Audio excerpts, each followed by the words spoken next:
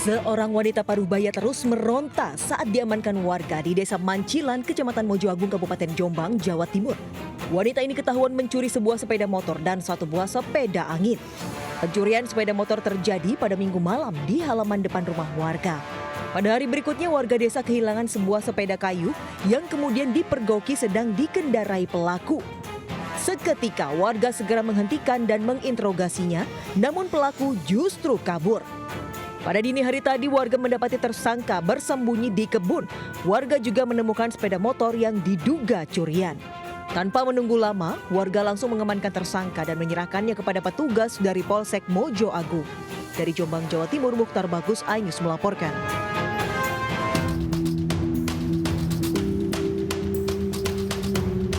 Permukiman warga di kawasan Kebon Pala, Kampung Melayu, Jakarta Timur terendam banjir. Meski rumah kebanjiran, namun warga tetap beraktivitas seperti biasa. Menurut warga, banjir dengan ketinggian air mencapai 1 meter disebabkan air kiriman dari Bogor hingga membuat Kali Ciliwung meluap. Namun warga memilih tidak mengungsi dan bertahan di lantai 2 rumah. Warga biasanya baru mengungsi jika ketinggian air mencapai 2 meter. Dari Jakarta, Rio Manik, iNews melaporkan.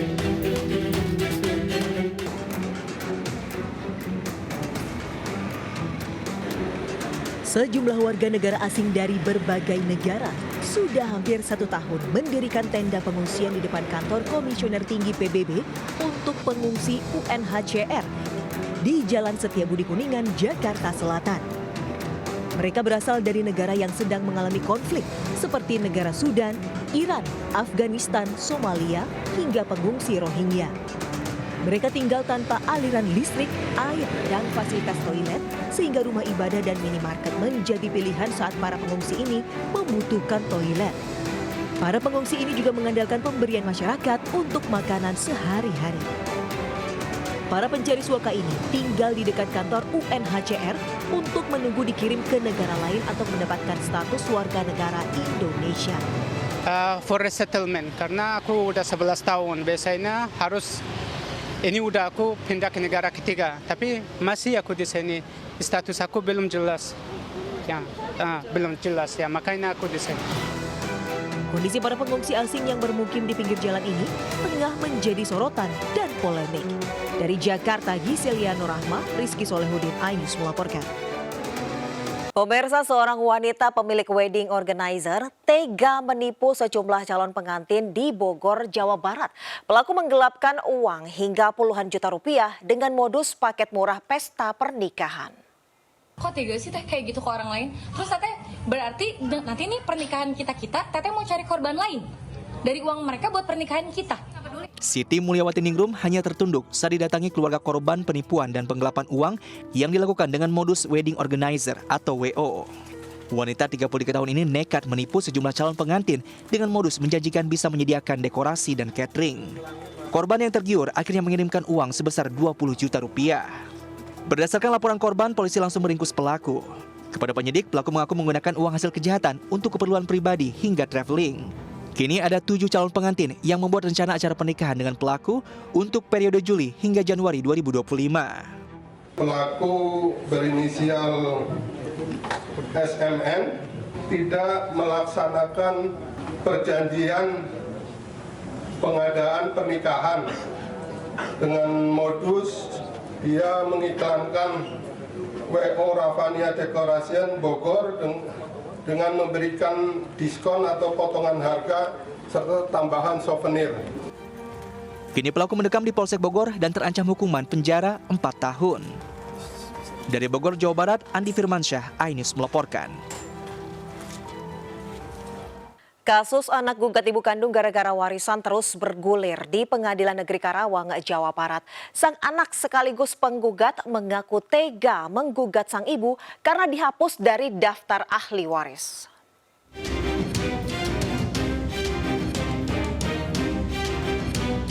Sidang gugatan anak kepada ibu kandung karena warisan kembali digelar di Pengadilan Negeri Karawang, Jawa Barat. Sidang ketiga ini mendengarkan keterangan saksi kakak kandung penggugat Stefani, Dandi, yang juga anak kedua Kusmayati selaku tergugat. Pihak tergugat Kusmayati menolak dituding tidak memberikan hak waris kepada penggugat Stefani. Kusmayati mengaku selalu mencantumkan nama Stefani sebagai ahli waris sepeninggal sang suami sekaligus ayah penggugat. sebagai orang tua, ya sebetulnya kalau dia datang baik-baik nggak langsung ke Polda juga nggak begini. Saya mah mau ngasih Pak, saya bilang saya akan kasih hak dia dari peninggalan papahnya, bukan minta yang atas nama saya. Saya bilang saya masih hidup. Sementara sang penggugat mengaku nekat menyeret ibu kandungnya ke meja hijau lantaran sang ibu dan kedua kakaknya diduga telah memalsukan tanda tangan untuk menghilangkan namanya dari daftar pewaris. Saya sih mau damai-damai aja sesuai dengan hukum yang berlaku. Kayak permintaan saya hanya cuma minta list data, ditunjukin semua secara gamblang, keterbukaan orang tua saya aja. Usai persidangan, kedua pihak bersedia melakukan mediasi. Namun sang anak meminta proses mediasi dilakukan secara transparan. Dari Karawang, Jawa Barat, Yudi Setiawan, iNews melaporkan. Dua selebgram yang kedapatan mempromosikan judi online di akun media sosialnya kembali ditangkap Satreskrim Polresta Bogor Kota. Selain jadi duta iklan judi online, satu tersangka juga menjual video asusila pribadinya kepada para pelanggannya secara daring.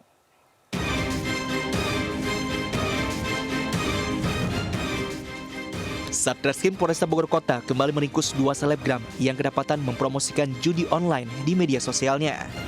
Keduanya ditangkap di dua tempat berbeda usai petugas melakukan patroli cyber di Jagadmaya. Kepada polisi, mereka mengaku mendapat bayaran 10 juta rupiah per 2 bulan usai dikontrak oleh admin situs judi online sejak 1 tahun lalu.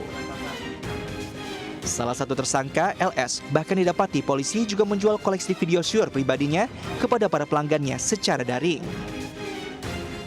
Kemudian di sisi lain yang bersangkutan juga sempat untuk memposting video-video sur dan menjual secara VCS. Yang bersangkutan mengaku bahwa melakukan aksi ini sejak tahun 2023, video-video FCS ya, dengan tarif per orang 250.000. Kemudian dia bentuk grup yang mana nanti yang ada di dalam grup itu bisa memperoleh video-video syur dari yang bersangkutan. Setelah itu dia baru beranjak ke judi online. Dari tangan tersangka, polisi menyita sejumlah barang bukti, mulai dari rekening bank hingga isi percakapan di handphonenya. Dari Bogor, Jawa Barat, Andi Firmansyah, iNews melaporkan. Sementara seorang pencuri kepergok saat beraksi di rumah warga di Kuningan, Jawa Barat. Saat diperiksa, pelaku nekat mencuri karena terlilit utang akibat kecanduan game judi online.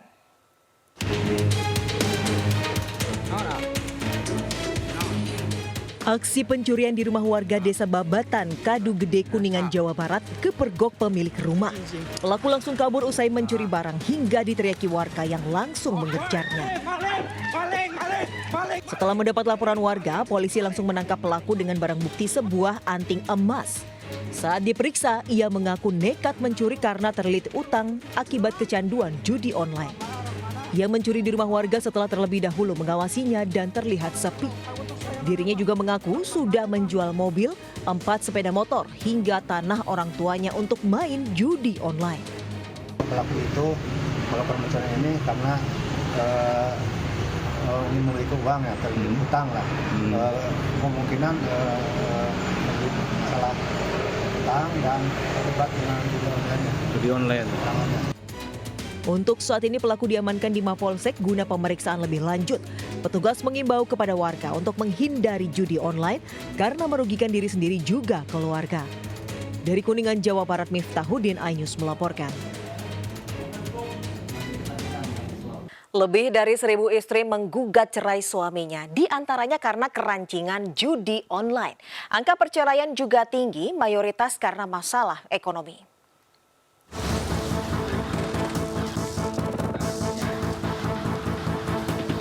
Sejumlah istri antri di ruang tunggu untuk mengajukan gugatan cerai di Pengadilan Negeri Jakarta Barat.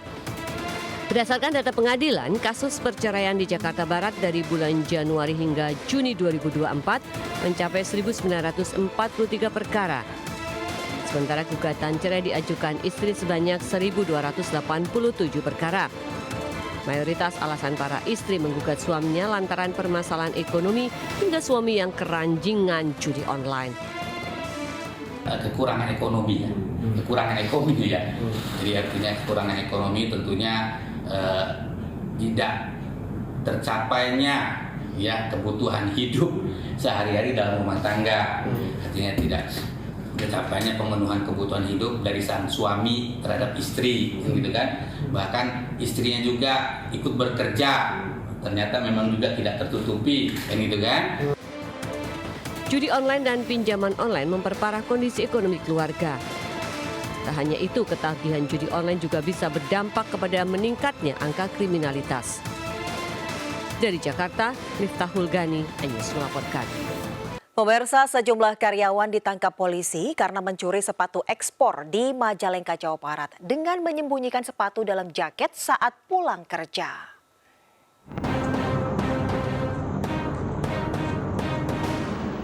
Petugas keamanan perusahaan dan Polsek Jatiwangi memeriksa sejumlah karyawan yang diduga mencuri sepatu ekspor saat pulang kerja. Dari keterangan pelaku, polisi akhirnya menangkap 3 karyawan lain yang melakukan aksi serupa. Saat diperiksa, polisi mengaku mencuri setelah melihat tumpukan sepatu ekspor di gudang. Saat pulang kerja, mereka menyembunyikan di dalam jaketnya. Sepatu itu kemudian dijual di bawah harga pabrik untuk memenuhi kebutuhan mereka. Didapati adanya sepatu yang disembunyikan di baju tersangka. Jadi kita langsung melakukan penggeledahan dan ditemukan ada sepasang sepatu. Setelah kita interogasi dan lakukan pemeriksaan bahwa tersangka telah melaksanakan atau melakukan pencurian ini sudah beberapa kali. Akibat perbuatannya, komplotan pencurian sepatu ekspor dijerat tentang pencurian dan terancam hukuman 7 tahun penjara. Dari Majalengka, Jawa Barat, Muhammad Zeni, Anyus melaporkan. Pemirsa, pelaku penganiayaan keponakan hingga tewas di Bangkalan, Jawa Timur akhirnya ditangkap polisi. Pelaku berdalih menganiaya korban karena membela diri.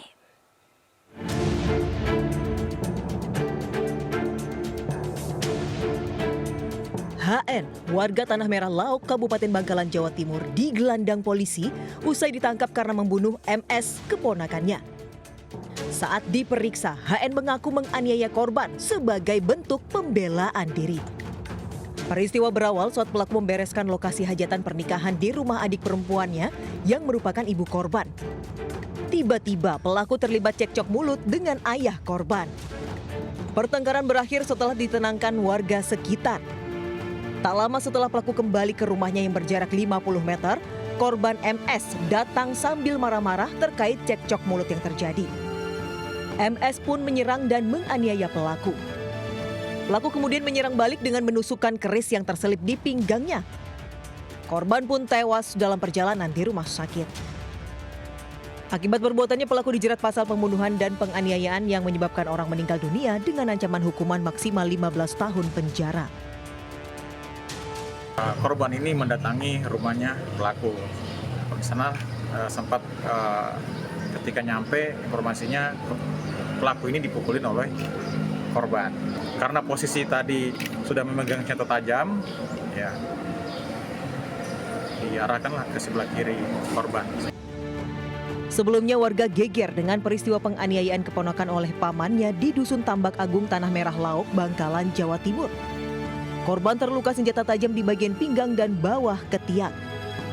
Naas nyawa korban tak tertolong meski sudah dirujuk ke rumah sakit. Jasad korban kemudian dimakamkan di pemakaman desa setempat. Dari Bangkalan, Jawa Timur, Taufik Syahrawi, iNews melaporkan.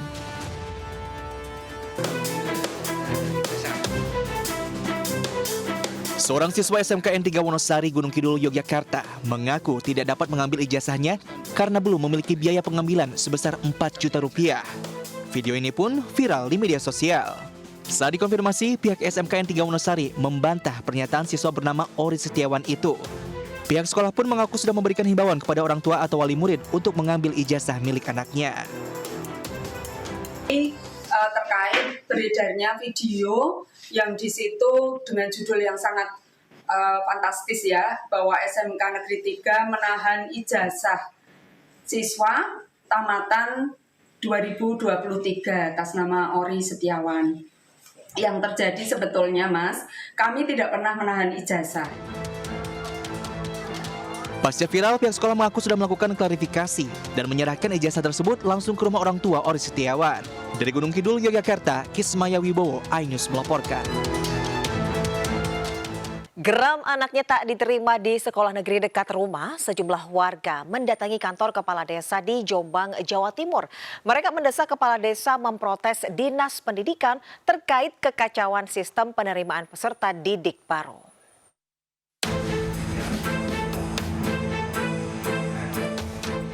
Sejumlah warga mendatangi kantor Kepala Desa Kepatihan Kecamatan Jombang, Kabupaten Jombang, Jawa Timur. Mereka mengadukan nasib anak-anaknya yang hingga batas waktu PPDB berakhir tidak bisa diterima di sekolah negeri dekat rumahnya. Padahal selain dekat, sekolah tersebut juga berada di dalam satu wilayah yang sama. Salah satu orang tua siswa menuturkan putrinya telah mendaftar di SMPN 1 Jombang yang berjarak hanya 1,3 km dan masih dalam satu wilayah kelurahan, namun tidak diterima. Kalau secara tulisan, secara jarak yang tertulis di aplikasi nggak ada sih. Tetapi ini tadi ada ibu-ibu yang menyampaikan sebenarnya rumahnya itu di Sumber, tetapi di aplikasi diterima dengan jarak 400 atau 500 gitu. Itu kan berarti ada apa namanya itu. Nah itu dari sistem yang mereka terapkan itu, warga saya hanya masuk 2 anak saja, ironis sekali. 2 anak yang bisa keterima di situ dengan jarak kurang dari 1.300 meter.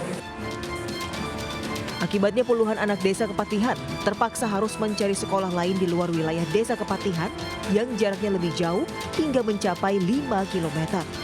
Warga pun mendesak pemerintah Kabupaten Jombang memperhatikan persoalan ini agar tidak merugikan warga.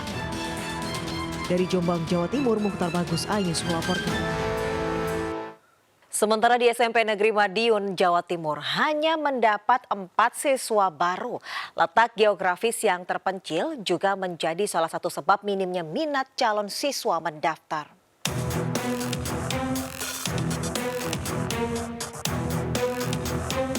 SMP Negeri 1 Atap Gemarang, Kabupaten Madiun, Jawa Timur hanya mendapatkan 4 siswa pada pendaftaran peserta didik baru PPDB 2024. 4 siswa yang masuk dengan 2 pendaftar dari jalur zonasi dan 2 lainnya dari jalur afirmasi. Padahal jumlah pagu yang disediakan sebanyak 32 pendaftar. Menurut pihak sekolah ada sejumlah faktor yang menjadi penyebab minimnya calon siswa, mulai dari letak sekolah yang di pelosok hingga jarak tempuh yang jauh. Berdasarkan data website PPBD Kabupaten Madiun, ada 8 SMP negeri di daerah pinggiran sepi peminat. Pendaftar di SMP Negeri 1 Atap Gemarang ini sementara ada sejumlah 4. Utama mungkin dari letak geografis yang mungkin terpencil jauh. Juga di samping itu dari SMP sekitarnya juga masih kurang pendaftarnya. Juga kami berdekatan dengan Madrasah Sanawiyah. Sementara sekolah menengah pertama SMP Kristen Blora tidak ada satupun siswa yang mendaftar hingga masa akhir pendaftaran peserta didik baru. Menurut pihak sekolah, sepinya pendaftar disebabkan sedikitnya jumlah lulusan anak sekolah dasar serta orang tua siswa lebih memilih menyekolahkan anaknya ke pondok pesantren. Bahkan pihak sekolah terpaksa memperpanjang masa pelaksanaan pendaftaran siswa baru serta berupaya mencari calon siswa baru hingga keluar Jawa. Tim Liputan iNews melaporkan.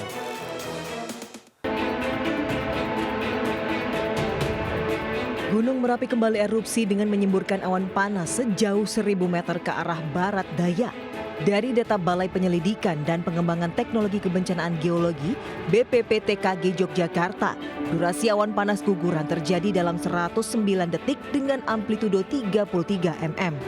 Sampai saat ini status Gunung Merapi masih dipertahankan di level 3 atau siaga. BPPTKG Yogyakarta mengimbau warga di sekitar lereng Gunung Merapi untuk tetap meningkatkan kewaspadaan terhadap potensi awan panas guguran susulan. Sementara Gunung Merapi di Kabupaten Agam dan Kabupaten Tanah Datar, Sumatera Barat mengalami penurunan status dari level 3 menjadi level 2 atau waspada sejak Senin sore. Menurut PVMBG, dalam 2 pekan terakhir terjadi penurunan jumlah gempa letusan dan gempa hembusan. Meski begitu, masyarakat di sekitar Gunung Merapi maupun wisatawan dilarang memasuki dan beraktivitas dalam radius 3 km dari pusat aktivitas di Kawah Verbek. Dari Yogyakarta dan Bukit Tinggi, Sumatera Barat, Tim Liputan iNews melaporkan.